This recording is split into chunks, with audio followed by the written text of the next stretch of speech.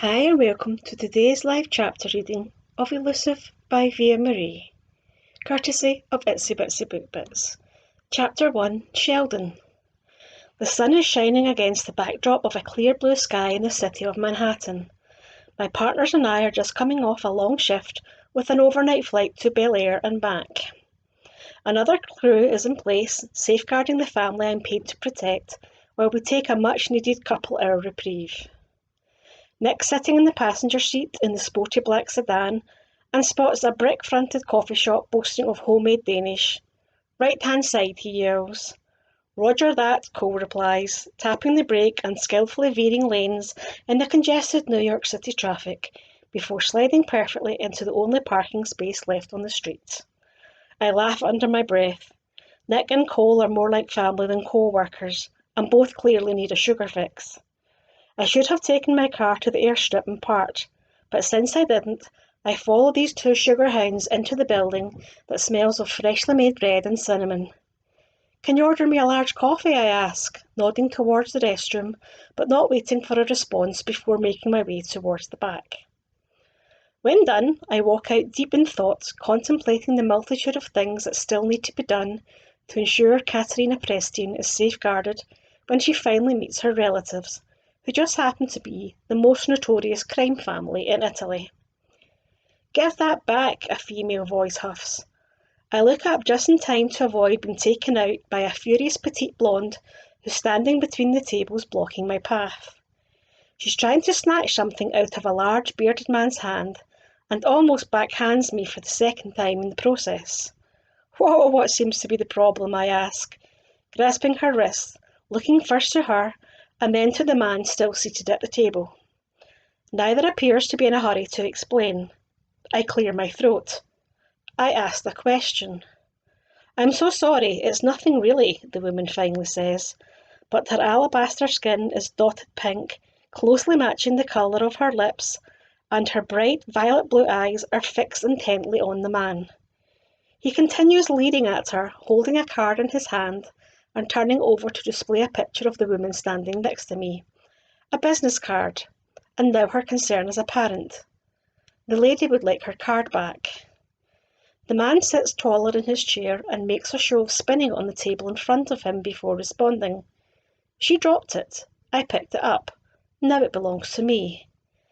"It most certainly does not," the blonde huffs. The man crudely looks her up and down, outwardly ogling her, and it tells me everything he doesn't need to say. He's still focused on scaring the lady. I reach over and grab her card off the table. "What the fuck?" he explodes, almost toppling his chair as he gets up and straightens to his full 6-foot-plus height. In his bulky combat boots, he stands nearly eye level with me. "That don't belong to you," he jeers. "The lady doesn't want you to have it. Why don't we call it a day?" He doesn't even pretend to consider the suggestion. Instead, he takes a hefty swing, but his size doesn't give him an advantage when it comes to speed. I easily captured his arm, twisting the limb and pushing upwards until he has no choice but to sit where I'm putting him or face a break that won't heal quickly. Fuck, that bitch ain't worth it. I raise his left arm even higher. His mouth clamps down in obvious pain, but to his credit, he doesn't say another word until I tell him precisely to do that. "Apologise now." When he looks at her, there's an evil glint in his eyes. I reach out with my other hand, restrain his face and force him to look at no one else but me. "You don't even glance at the lady. Apologise, and then we're going to call it a day." He mumbles under his breath, "Sorry." It's about as heartfelt as one would expect from someone forced to give it, but I don't want him anywhere near the lovely blonde, even for another minute. Get lost. The bearded Neanderthal makes haste heading for the door. As he reaches it, he slowly turns around as if in slow motion, and all for effort, giving the lady one last leer and a creepy exaggerated wink. She inhales sharply as he walks out the door. My jaw clenches with aggravation. I turn the business card over in my hand. The salon is right down the street. If he took a good look at it, he knows exactly where to find her. Texting Cole, who's standing by the door, I watch him pull his phone out and read my sentence telling him to follow the asshole and get his plates. After he nods at me, my attention back to the woman, and her wide violet blue eyes search me intently. He glances up at me and nods as he reads my text, asking him to follow the asshole and gets his plates. I appreciate your help, and I'm so sorry for all the fuss. I dropped my card on the way to the bathroom, and he took it as an invitation to hit on me. A little crudely, if you know what I mean. I'm Alexis, she informs me, her blonde curls bobbing as she talks. It's no problem.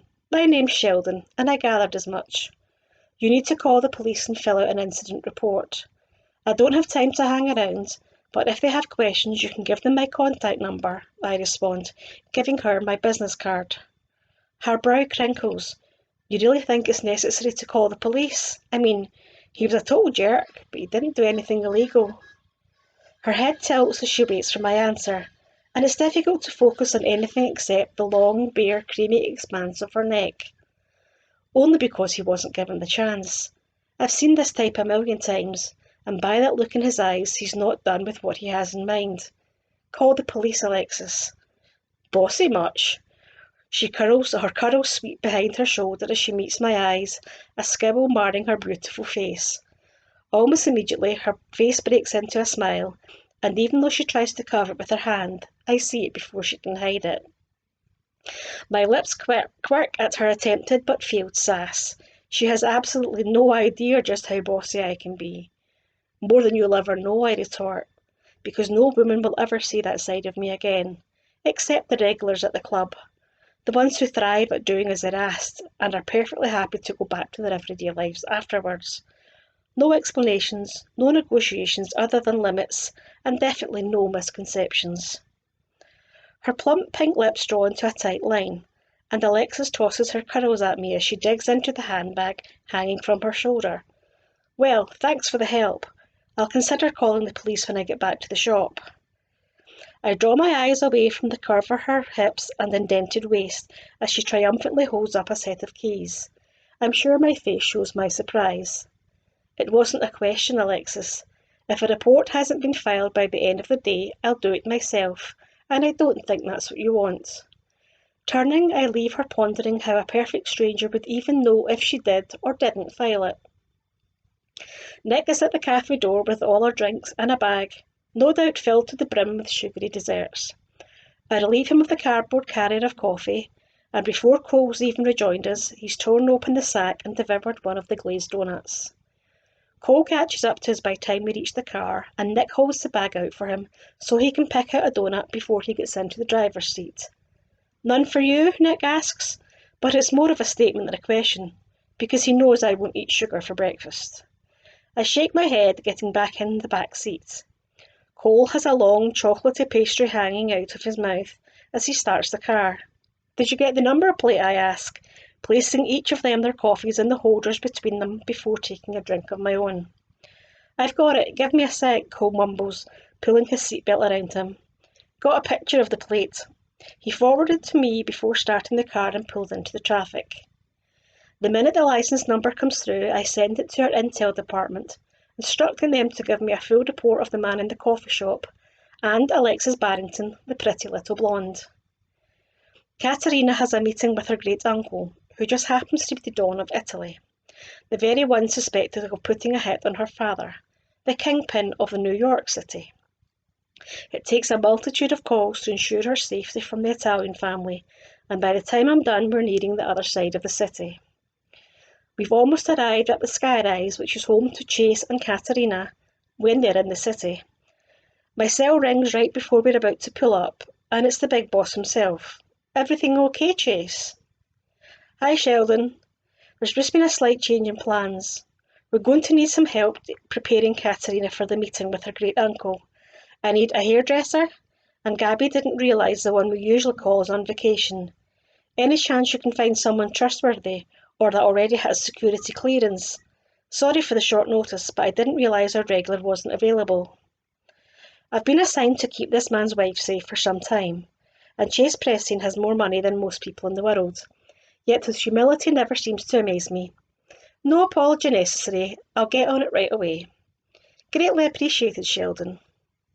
The line disconnects, and my mind immediately reverts to the vivacious blonde with striking violet blue eyes and a sassy mouth. Cole, flip round. We're heading to Salon Diva. Giving him the address Google pulls up on my phone, I ignore the grinning face looking at me through the rearview mirror. Nick half turns in his seat, and his face spreads into a broad grin.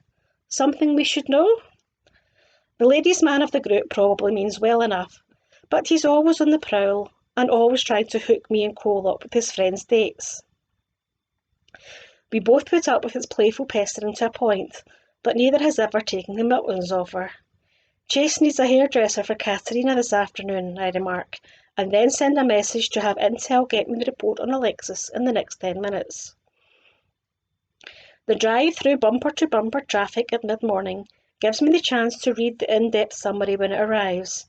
Alexis Barrington, 23 years old, grew up with both parents in the suburbs of New York, about an hour north of the city. Active in language and communication clubs, fluent in English, French, Italian and Spanish. She graduated high school magna cum laude at 18 years of age. Instead of taking the summer off, she started cosmetology classes. She graduated after 18 months, 6 months earlier than expected, and all while working nights and weekends cashiering at a local grocery store. At 19 and a half, she was accepted to New York State University and began working full-time towards a bachelor's degree in business. About the same time, she switched jobs and started working nights and weekends as a stylist in a shop near her home. She graduated from NYU, again the top of her class, a week shy of her 23rd birthday, and another 6 months early. About 6 months ago, she took a job at Salon Diva and moved into an apartment in the city. No police record, very minimal school debt, and savings that seem impressive for her age. No significant other referenced. No red flags in terms of security, and in a pinch, with heavy protection for the family, she'll do. Cole pulls alongside the red brick store that is Salon Diva, and Nick opens the passenger door. But I don't think so. Stay here with Cole, I won't be long. Ignoring his stupid grin, I slam the door behind me as I exit the car. A bell rings as I walk through the salon door and up to the sleek black reception desk. Alexis herself walks out from around the corner, covered by a long black apron with Salon Diva emblazoned in white lettering. The perfect smile on her beautiful face turns into a frown as she glances around, realising we're the only two people in the shop. What are you doing here? I can hardly blame her for being nervous after what happened just a short while ago. I didn't mean to scare you. My team and I were across town when we got word that the woman we were taking care for needs a beautician to take care of her hair and nails. I thought of you and was wondering if you'd like the job. It's short notice and you'll need to do it today, but the pay is excellent. Alexis stares at me wide-eyed, and I get the very distinct feeling she's gauging the validity of my offer. Clearly not too trusting, which in this day and age is hardly a bad thing. How much does it pay? Tilting her head, she exposes that long creamy neck of hers, making it difficult to focus on anything that she's saying. I'd love to slide my hands and mouth down that delectable column, tasting her skin until she's panting for more of my attention. My dick twitches at the thought, making me glad Alexis is behind the counter and can't see the bulge already forming in my pants. She's still waiting for an answer, and Chase will pay whatever it takes, but I don't know how much will incentivize her to walk away from her clients at Salon Diva for an entire afternoon and take a job with a stranger. I decide to go high, thinking back to what she owes on her school loans. What about $5,000 since it's short notice? I answer, taking in her gasp of surprise, and then the narrowing of violet blue eyes as she contemplates my outrageous offer. Seriously, just who am I going to style? The Queen of England? A fair question, but she hasn't gone through a security check, and giving an outsider time to get a potential plan in place to hurt one of the Preston family is a no-go in terms of protocol. Sorry, but I can't tell you until we're there. The sheer belief that passes over her lovely features before her eyes, narrow again, is priceless. Alexis starts to protest, but I put my hand in the air to stop the tirade that will surely ensue. It's time to give her some perspective. I work for a very prestigious family in the city, and the person who would typically come to help with styling is not available. Anyone who goes to their home usually needs security clearance, but we don't have time for that. I know it's an odd request, and that's no fault of yours, so what if I double my offer? $10,000 to do someone's hair and nails, and you seriously want me to believe this offer's for real? You have my word, the offer is completely legitimate. It's not an outrageous offer for the people you're helping. There's an important meeting this afternoon, and my boss wants his wife to feel comfortable. That's it. No hidden agenda, nothing to fear.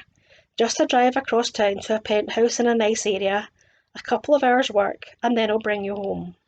I don't know anyone else who can help on such short notice, I tell her, although if I walked into another salon offering that kind of money, it wouldn't be hard to find someone willing to work, but none of them would have those violet blue eyes or the body that won't quit. Alexis studies me intently for a few moments. I could use the money. It would make all the difference in the world to someone I love. But let's get a few things straight. She points her finger at me. You are not taking me anywhere. I will follow you and drive myself. I'll feel much safer that way. And as a show of good faith, you can deposit half of the money into my savings account ahead of time. If the people you talk about are so affluent, then that shouldn't be an issue. Alexis replies, nodding her head so emphatically that her blonde curls jiggle around her face. I press my lips together to give my features straight. Fair enough. Give me your account number and I'll have the money transferred. What needs to be done to lock up the shop and be on our way? Alexis shrugs sheepishly and then writes her bank number down on a piece of paper, handing it to me. In all honesty, not much. I came in early to get some cleaning done. Jan, the woman who owns the salon, will be in for her clients in about an hour. I have the late shift, so no customers until 1 this afternoon, and that's only for a brow wax. I can text Jan to add that to her schedule, then I won't need to return until 3. How does that work? Perfectly. Grab your things. I direct as Alexis spins round to head to the back. I text Chase that we've got a stylist coming to the penthouse for Katerina. I use my cell to send half the money to the bank account she's just given me, while I wait, shaking my head at the absurd amount I just laid out to have someone's hair done, and to spend some time with this intriguing blonde. When I finish, Alexis has returned with a large purple bag which she's placed on the floor. She takes off her apron and turns her back to me, raising on her toes to hang it on a hook behind the reception desk. She's wearing a baby pink sweater that lays flat against her tiny waist while hugging her perfectly shaped feminine curves. And those black fitted dress pants do everything possible to emphasise that perfectly heart-shaped ass. Alexis turns round to face me. She may not be 100% certain of me and my offer, but she appears settled with her decision. Ready, I ask? The money has been transferred and should be in your account by the time we reach your car. I state, hoping to provide some additional reassurance while I focus to keep my eyes on hers and off that delectable body that keeps tempting me. She takes a deep breath and smiles at me. Let's do this. My car is in the garage just down the street, Alexis remarks, grabbing a light jacket before slipping a purse over her shoulder. I pick up the purple bag from the floor as she locks up the salon. I'll let the security team know we're headed, I reply, leading her to the passenger side of the car where the guys are waiting.